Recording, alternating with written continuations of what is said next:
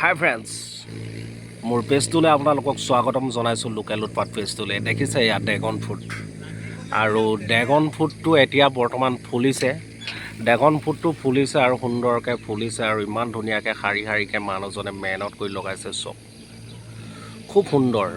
এতিয়া অসমত উপলব্ধ বজাৰ মূল্য আপোনালোকে জানে ড্ৰেগন ফ্ৰুটৰ মূল্য কিমান, কিন্তু কষ্ট কৰিব লাগিব, মেহনত কৰিব লাগিব। ইমান সুন্দৰ ড্ৰেগন ফ্ৰুট আপোনালোকে দেখিছে ফুলিছে। মই ফুলবিলাক আপোনাৰ দেখাইছোঁ, এইবিলাক দেখিছে সুন্দৰকৈ ফুলিছে। এতিয়া শাৰী শাৰীকৈ মানুহজনে খেতি কৰিছে, ইমান সুন্দৰকৈ মানে পকাৰে পোজ বনাই দিছে। ওপৰত মানে চাইকেলৰ টিউব দি ৰাউণ্ড কৰি দিছে, ঘূৰণীয়া কৰি দিছে। আপোনালোকে দেখিছে কিমান সুন্দৰকৈ খেতি কৰিছে। ড্ৰেগন ফ্ৰুট অসমৰ মাটিত ড্ৰেগন ফ্ৰুটটো মানে অসমৰ মাটিটোৰ কাৰণে খুব ভাল, আৰু মানে অসমৰ মাটিত ড্ৰেগন ফ্ৰুট হয় সেয়া নিশ্চিতভাৱে আপোনালোকক এই ছবিখনে হয়তো প্ৰমাণ কৰি দেখুৱাইছে। গতিকে আপোনালোকেও এনেকৈ সুন্দৰভাৱে ড্ৰেগন ফ্ৰুট কৰিব পাৰে।